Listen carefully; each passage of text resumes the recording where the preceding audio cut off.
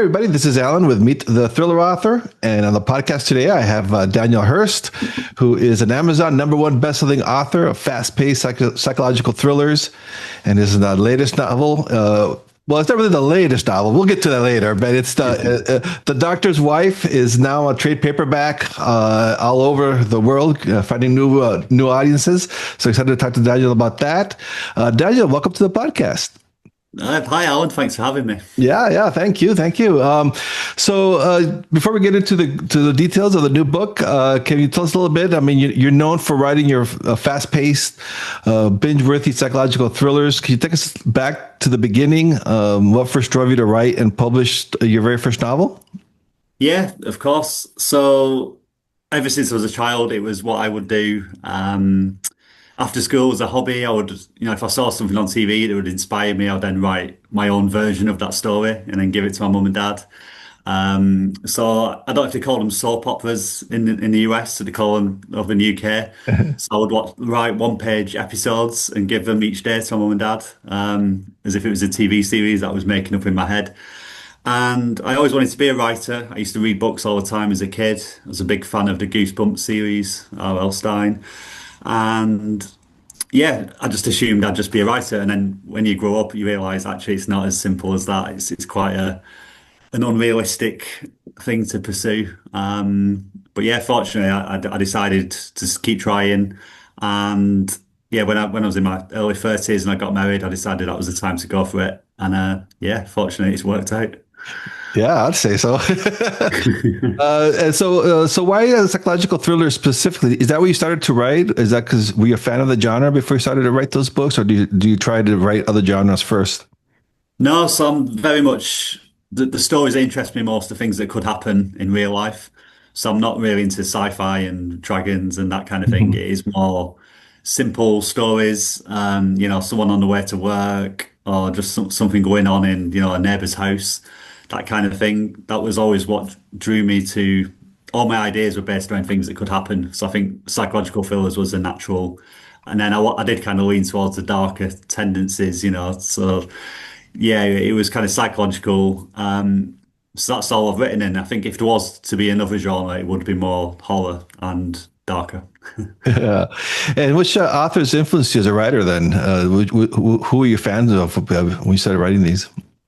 So with psych thrillers, it was, I guess, all the obvious, the commercial ones like Gone Girl, Girl on Hmm. the Train. Um, but an author who actually inspired me, not because it's the same genre, but because he just made being an author seem so cool, was Ben Mesrick. I'm not sure if you've heard of him. Yeah, yeah. He wrote so all his books are based on things that have happened, but he writes them in a fictionalized way. So he's written about how Facebook was founded. And then that's what the movie The Social Network is based on. And I'd always read his books when I was on holiday for my 9 to 5 job.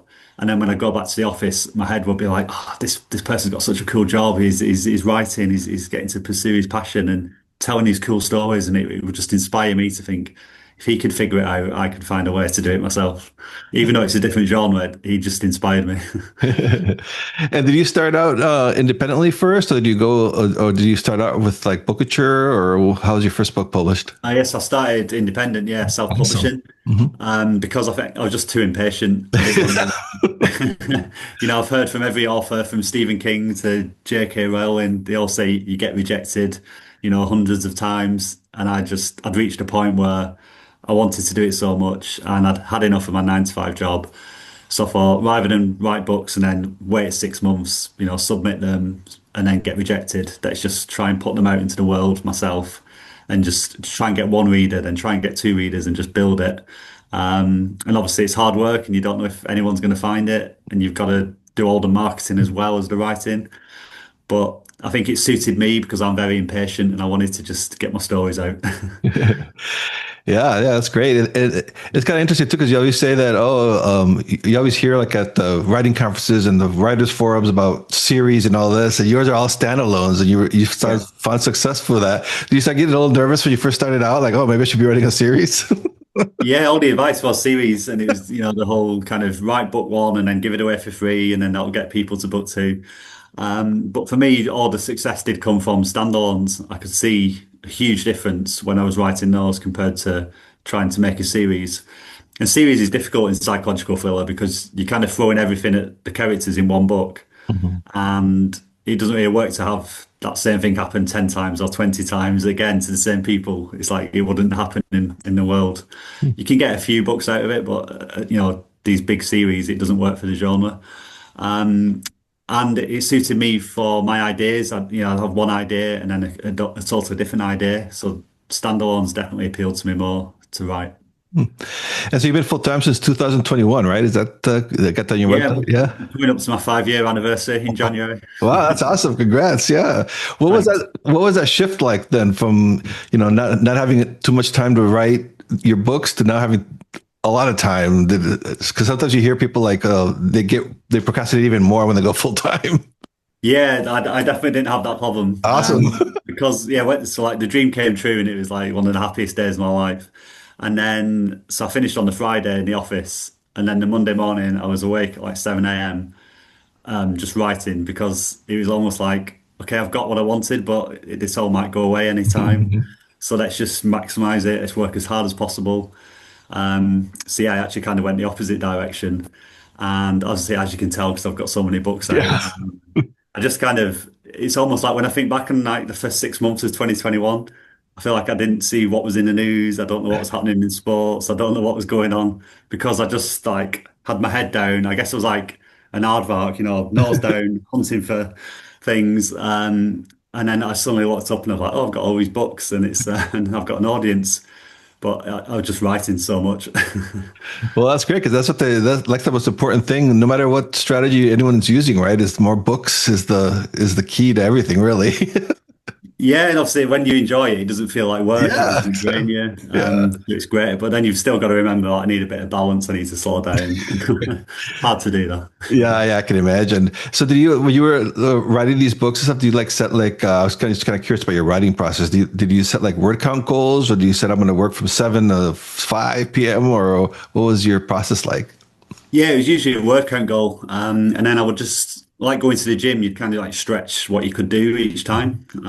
So I might say to myself, okay, can I do 1,000 words? And then it'd be 2,000. And every time I think, well, that must be my limit. And then I'd be, oh, okay, I'm doing 4,000 today. Wow, okay. Next week, let's try and do 4.5, 5. And I got myself up to doing 10,000 words a day. Oh, wow. So yeah, so Monday to Friday, very disciplined, 9 to 5 writing. I'd be getting all like 50,000 words written. And then obviously I need to go back and tidy it up and read through it all. But I was very disciplined in the sense of if it got to, 6 o'clock in the evening and I'd done 8,000, but I told myself to do 10. About, okay, I'm going to go and have dinner. I'll see my wife, but then I'm going to go and do that extra hour and get the 2,000 words that, and nobody's telling me to do that, but that was kind of in my head to do it. Oh, wow. That's very disciplined. That's very impressive. And what do you use to write? Do you use like a Word or Scrivener or something else?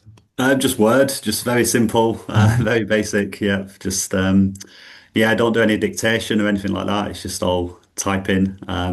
So obviously my poor keyboard, my poor Yeah. hands.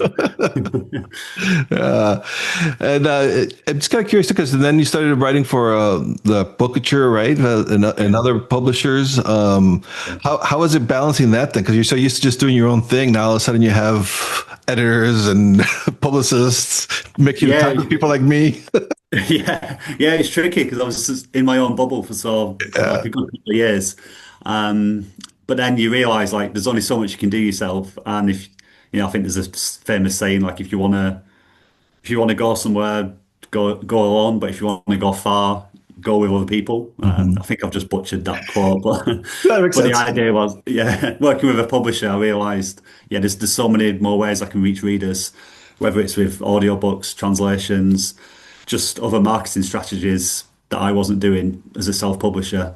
So yeah, it took a bit of getting used to, like working with editors, schedules, and not just being able to like have an idea and then start typing it straight away, but sending an email, seeing what they think of it, having a Zoom call, discussing. So yeah, but then I realized, yeah, sometimes you got to slow down and work on an idea, Mhm. which is like I guess we'll start talking about the doctor's wife soon, but that is an idea that if I'd self-published it, I probably would have jumped into it too fast and missed some of the things that ended up making it successful because my editor, we spoke it through over a few meetings and we made it so much better than it would have been.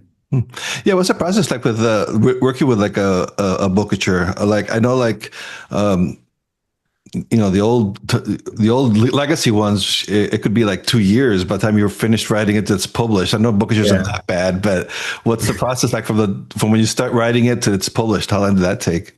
The first time. Yeah, it's definitely much shorter. It's maybe 4 months, 5 months. Oh, okay. Wow, that's not bad at all. Yeah. So at first I was like, oh, that's a bit too slow for me. Even Yeah, though I knew it was fast in the publishing world. yeah, because I can have it out in a month. Yeah. Yeah, Again, very impatient. I just want things out there. yeah. But yeah, I kind of, there's no way I would have been able to do the whole one book a year, like very old traditional ways. Hmm. And, the thought of kind of editing the same book for 6 months and just, I've got so many other ideas I want to get to. Yeah. Um, yeah, and That, obviously the world's like the publishing world has changed. It's very digital now, ebooks, it's Amazon, KU. mhm. Readers want multiple books as fast as they can. So yeah, I think I'd worry too much even if I had my fan base, if I said to them, okay, there's nothing now for a year, I think everyone's going to forget about me and move on. Yeah. So I keep giving you books. Yeah, I know that's changed a lot too because I interviewed a lot of people and even like once published for the old legacy publishers are now publishing like 2 books a year, which for them is like, wow. Yeah. They're not being held back anymore. So let's talk about The Doctor's Wife because this actually was published a couple of years ago, but now it's everywhere. Like I was at my Target here in San Francisco and I saw it. I'm like, oh, I'm talking Oh, to the guy. great. I told my wife, I go, hey, I'm interviewing Daniel on Monday. Yeah. How's Yeah, that? so That's got to be surreal to see your book everywhere now. yeah, it is very strange. Yeah, so it came out in, I think it was like the end of January 2023. Hmm. And then like amazingly it went to UK number one in the Amazon Kindle store a few weeks after that. But yeah, now it's been, so we're at 2 years on, 2.5, and it's had like a new front cover made for the US. It's had a print run. So yeah, I'm getting photos from my American readers like in Texas or California, somebody's seen it. So yeah, it's really exciting to just see how far, and I guess that's what I was talking about before with a publisher. They can Hmm. just that reach and the fact that it's 2.5 years old, but it's still finding new readers and new ways. Yeah, it's exciting. Yeah, 'cause that's one thing as Indies, we can't get our books in Target. No. So can you tell us a little bit about the story then? Can you tell us what's the story about and how you got the idea for The Doctor's Wife?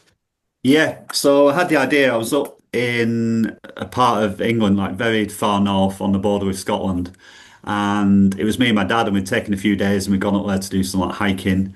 So like very scenic, very remote. And there was a few houses up in this area and nice houses. And I used to think like who would move here? Who would live in this area, miles from anywhere? And then I had this idea for a couple who moved from the city to a house up here. And the idea was that the husband has sold the wife on the idea of let's move to the country and let's escape the city. So she goes with it. But the secret is the husband's actually moved there because he was having an affair and his mistress has moved to this part of the world as well. So he's kind of managed to sneak his wife there just so he can keep seeing this other woman. And then it's like, okay, well, what if the wife was to find out? And then, there's all these games going on. So initially, I didn't even think about it being a doctor. It was just this husband and wife and the secret. And then with my editor, we started speaking about, okay, what does the husband do for a job? What could he do in this remote village? And then we had the idea of the village doctor. And it was fun to have this contrast of the professional doctor who everybody trusts, but then he's got this dark secret and he'll do anything to, he's very selfish and he'll do anything to protect his secret. And then you've got this glamorous doctor's wife, and she's married to this wealthy doctor, but then she's got her secrets too. And yeah, you just kind of snowball from there. Yeah. I remember I read it when it came out a couple years ago, and I really enjoyed it. And is there a lot of changes in the new paperback in this new version, or? Just Americanizations and Oh, okay. certain words, yeah, like sidewalk and that kind of stuff. Elevators instead of lifts, stuff like that. Yeah, yeah. Yeah, and that's gonna be interesting too. Like when you're writing your books, is that something that you think about, or you're just writing them like you want to write them? You know, you're not thinking about the American market or the UK market, or Yeah, so most of my settings are UK just because that's kind yeah, of you what such I a know. know And it. yeah, I've done a few where maybe like UK, like a British character goes to US. But then if it's still from the British point of view, I still kind of keep it with all the UK Mhm. wordage. Yeah, it's quite tricky because even if I try and do the Americanizations, I'm just because it's not natural. I'll Yeah. end up, I'll never get them all, and then an American reader will think, "Well, you tried," and some people don't mind, but then some people think, "Well, you didn't do a good enough job." So it's tricky. Yeah, I can't even imagine trying to write with, just a British versus American spelling, the U, humor, Yeah, and yeah. yeah, I couldn't even imagine trying to tackle that. So Yeah, there's so many like phrases as well that we have and you have that are different. Some US readers ask me like, "What did you mean by this?" And it's such a common thing that UK people say, and I'm like, I have to explain it in an email. yeah, I've seen that in those Facebook groups too, where people ask, "What does this mean?" And it's like very common in the UK, but for us, it's like, "Oh, Yeah, yeah, yeah, yeah. It's funny when I was at the Vegas Orphan Nation yeah, conference. I met the author James Kane. I'm not sure if he's been on here, but he's like a psych thriller author. yeah, yeah, And he was asking about like things like beans on toast and these kind of meals that in the UK, we'll have beans on toast for our evening meal. And he was like, "What is that? Like, I don't understand." And it was just a simple thing for us is like trying to yeah. explain it, and it's Yeah, yeah, and he's from Canada, so even that's a little yeah, different. A lot closer than the UK, but even Canadian is a little different than American yeah, uh, way of talking. So yeah, yeah, uh, yeah. What did you think about that conference? That was a lot of fun. I remember seeing you there. You were at the panel, the thriller yeah, panel. Going back to, like for the writers who listen, because I know that I have writers that listen to this podcast as well. What did yeah. you think of the? I thought Author Nation was great. Did you enjoy it or? Yeah, really enjoyed it. Yeah, it's Mhm. yeah, such a huge event. Like the scale of it's massive.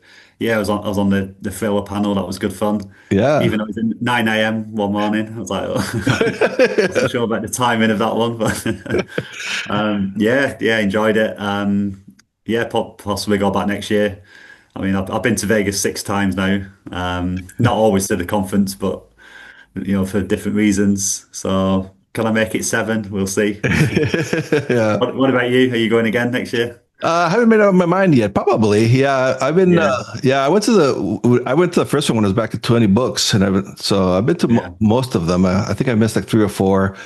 yeah, So I'll probably go back. Yeah, it's always fun to see everybody yeah, and meet people. And so yeah, yeah, that part's kind of cool. yeah. There's not many chances to get together with all the different authors, and Yeah. yeah, yeah, it's Yeah, good. and it's nice too because it's a mix of you have traditional people there, you have indies, so it's kind of a nice mix. So Yeah, yeah, yeah, it's good. yeah. And so I was thinking too now with your books too, like we talked about the doctor's wife, and I've noticed that in your books and psychological thrillers in general that they always feature respectable, trusted figures hiding secrets, like the doctor, like in the doctor's wife. Why do you think, as readers, we enjoy that so much? And is that something that I know you said that's a part of your process too? Why do you think we enjoy it so much? Yeah, I'm not sure. I think it's because we kind of, especially when it comes to a doctor, we put all our trust in a doctor. We go and see them with our symptoms, and then whatever they tell us, we just believe them, and we just think, why would they not tell us the truth? So I think it's quite obviously in the real world, they are telling us the truth and they're doing the best they can. But in fiction, you can have a doctor who's not doing, not being honest, and he's got his own motives. And I think it's so shocking when you have that contrast of someone who should be perfect and honest and they're actually not. Um, yeah, it's kind of just playing with the opposite of what it should be. So it just feels like good fun as a writer. Yeah, that's a big difference between like the domestic psychological thrillers versus like crime fiction, where it's a lot more about the investigation, where this is more about the characters, right? Like you don't really get Yeah. into the forensics and all that stuff. Yeah, try not to go too deep into that. Like, Yeah, there's a detective in this, and there's always like the police. So, if there's a body, then there's going to be a knock on the door and that kind yeah, of thing. But yeah, I always try and tell it more from the character's point of view. I guess because then in terms of research, like if I don't have to research as much the investigation, it's more just okay, if the police knocked on my door, how would I feel? What would my reaction be? So I can just write it from a normal person's point of view, not a police officer's point of view. Hmm. So yeah, I think that makes it. And then for the reader, because I guess most people as well reading it will be from my point of view, where they're not used to the police knocking on the door, they're not used to dead bodies, so it's more of a kind of a normal reaction to these things. Hmm. Yeah. Yeah, I think it's also fun to see like the rich and the successful people, it's kind of like peeking behind their doors.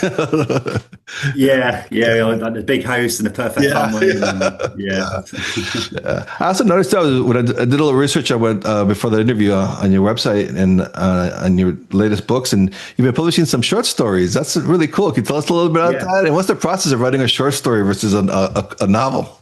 Yeah, so I had a bit of a gap in my schedule, but I felt like there wasn't enough time to do a full, 75,000 word book. So I didn't want to try and rush that through, but I didn't want to have a big gap for my readers, especially it's Christmas. I thought I need to Mhm. get a few stories out. So yeah, I had the idea because I've got so many old ideas jotted down on my phone over the years. And I just thought, okay, let's try and turn one into a short story. And then I set myself a challenge of I want it to have like a huge twist at the end. Even, the full length books we do, we try and have a twist, but I was like, can I do a 10,000, 15,000 word story with a big punchy twist? So I wrote the first one and it was just so much fun because when it's a short story, you've not got time to set up backstory and, you're not bouncing around with different characters. You just got to get on with it. So I thought, okay, I've got another couple of ideas. Let's just do 3 weeks in a row of a short story each week, completely different, like standalone stories, but each of them's got a big twist at the end. And it's so fun to write because usually if you're plotting out a full-length book, you might have a great twist at the end, but you think, oh, it's going to be weeks till I get to write that because I've got to spend weeks writing Yeah. 50, 60,000 words first. Whereas with the short story, I was like, oh my God, I start on a Monday and by the Wednesday, I'm hitting the twist. I'm getting to the fun part. So that was good fun. So yeah, I definitely want to do more. It's just for now, I'm going to go back to my schedules back on the full length books. But Yeah. yeah, short stories are good fun. Y- Recommend them. Yeah, yeah. I saw those. I'm like, yeah, I haven't read them yet, but I'm gonna check them out for sure. And they're doing really well too. So that's that. Yeah, just of my readers, like, 'cause I was a bit nervous, like our readers going to think, oh, he's just getting lazy now. He just doesn't want to do full books. Yeah. And I was like, no, but I think as well with the twists, they are more punchy and impacts because the book just ends because it's short. It's like the Mhm. twist and then that's it. And it leaves you thinking like, oh my gosh, whereas if it was in a normal book, there would be another chapter and it would just carry on. Yeah. And the twist it wouldn't kind of punch you in the guts as much. So yeah, I think the twists are really kind of hitting people hard with these short stories, which is good. And when you're writing your books, do you outline or do you kind of like make it up as you go along? Or Yes, I used to make it up. Again, impatient. I used to just dive in. But yeah, as soon as I started working with editors and publishers, they obviously wanted to see an outline before they trusted me to go off and write. So now I actually pretty much all the time, even when I do my own stuff, I'll outline now. Yeah, I can see the benefit in that. It's not Mhm. as stressful to try and make it up as you go. Yeah, yeah, or getting those writing yourself into a corner or something like that. Yeah, I've definitely had that situation, like 50,000 words into a book, and I'm like, yeah, I've been making it up this far, but now how am I going to end it? Yeah. Yeah. And so, what do you think for your future? Do you see like continuing on with the hybrid, publishing your own stuff and working with publishers? What do you Yeah, I envision think I that? just want to like explore every opportunity, say yes to anything that comes along. Keep just making sure I'm pushing myself, finding different ways to reach readers, and yeah, kind of open to all opportunities. Yeah, I just feel really fortunate that it's worked. Like any of the ways it has worked would have been great, whether I was just a self-publisher or whether I was just like traditional, but to be able to do bits of both and to have success in each area, and just, find readers is just so exciting. Yeah. What are you working on now? When's your next, can you give us a little sneak peek? Yeah, so I've got a few more books with Booker Show coming out in the new year, so we're working our way through those. I've already announced that there's a prequel coming out to The Doctor's Wife. Oh, cool. So it's called The Doctor, and it's about a bit more backstory on the Doctor, and how he met his wife, and how he kind of became this Doctor who he might have been initially a good doctor, but then he started to kind of not go to the dark side, but he started to have secrets and change his ways. And that's been good fun because it was such a challenge to write a prequel when, things have already happened after it. So you're like, how can I make this one full of twists and turns without contradicting anything that happens? So it was almost like a teacher had given me a creative writing exercise and I had to try and figure it out. Yeah, that's a cool challenge. Yeah, yeah. You know what do you call that? The retcon or whatever. Yeah. Yeah. All right, Daniel. And then I always ask my guests too, because like I said, I have aspiring writers that listen to this. Any advice for somebody who wants to start writing thrillers, and any advice that you can offer them? Yeah, so many different ways to start now and go about it, which is good that you've got more choice. For me, it was just focusing on what I wanted to write, making sure I was getting my word count down, like control the things that you can control. So you can control your word count per day. You can control where if you want to self-publish, how many books are you going to do? How are you going to market? You don't have to do everything, but choose something you enjoy, whether it's a newsletter, whether it's Facebook ads, Amazon ads. You don't have to do all of it, but pick your favorite one. Yeah, and just control what you can. You can't control reviews, you can't control necessarily the number of sales, but you can control if you're doing 3,000 words a day writing, and if you're building towards something, that momentum will lead to something. You don't know if it's going to take 6 months or a year or 2 years, but it will go somewhere if you don't quit, if you keep going. All right. I hope I'm proof of that. Never give up. Yeah, yeah. That's a great advice. Yeah. And so, where can readers find you online if they want to connect with you? Yeah, so my website's www.danielhurstbooks.com. And if you just type in Daniel Hurst on Amazon, you'll find all my books. I'm on Facebook and Instagram at Daniel Hurst Books. And yeah, if you want to send me an email or a social media message, I'll reply. Yeah, I'm sure you can find me somewhere on the web. All right, Daniel. Well, thank you so much. It was real fun talking with you. Yeah, thanks and enjoyed this. Cheers.